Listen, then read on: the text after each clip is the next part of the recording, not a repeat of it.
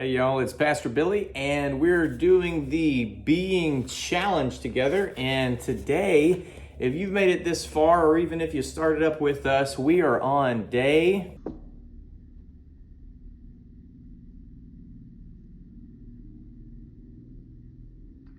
8, which is a day where we see and reinforce that community influences you.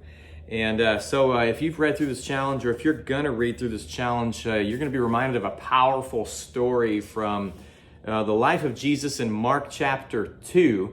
And it really is emphasizing how your community around you has a huge impact on you. Now, this to be honest with you, just kind of making some reflections on this as I've reflected on this personally as well, was just thinking back how in those early days whenever I was wrestling with what this Christianity thing was all about and how it would begin to shape and change my life, it became evident that as I grew in Christ and learned more about what it looked like to follow him and had to change a whole lot of my own behaviors so that I would look more like Jesus and less like the old broken sinner guy that I was, for sure.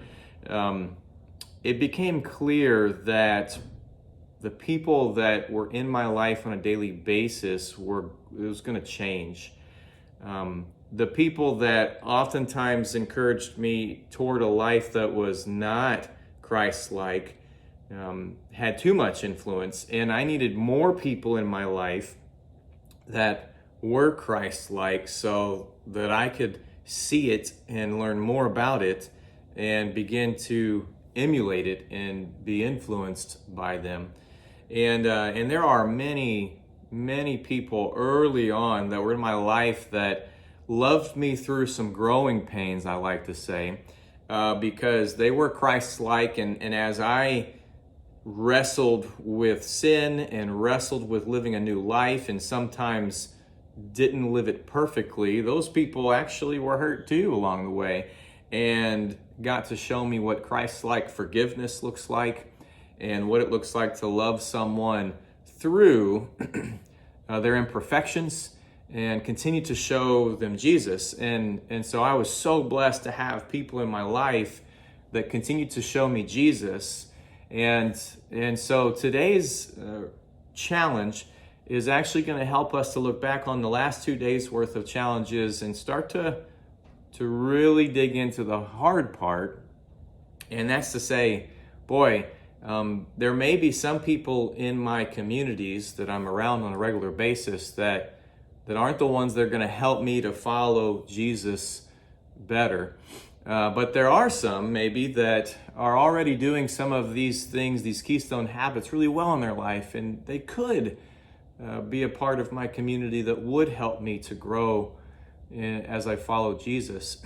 And so today, it's a good day to look at that more closely and say, all right, what might it look like for me to add more time and more intentionality into those community relationships that are Christ-like, so that my ability to chase after Jesus and establish these keystone habits that he has and he's teaching us, that I might actually have more success in doing that. Who's going to help me get there?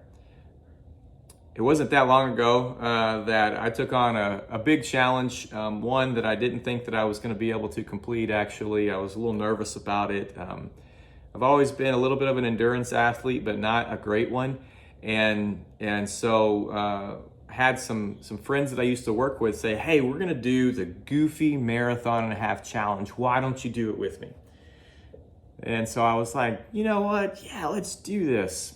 I didn't really know what I was fully getting into, but what it is Saturday you run a half marathon and Sunday you run a full marathon, and back to back like that. And what was powerful that I learned along the way was, I've trained for half marathons and marathons before, but never trained to be able to do a marathon and a half in the same 2-day span.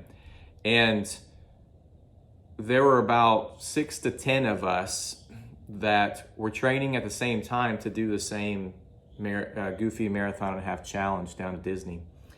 And so what I found in that is on those days that it was a little tough, seeing others do the workouts, do the running, and being able to do that with them sometimes too, was really a powerful encouragement to me to keep going.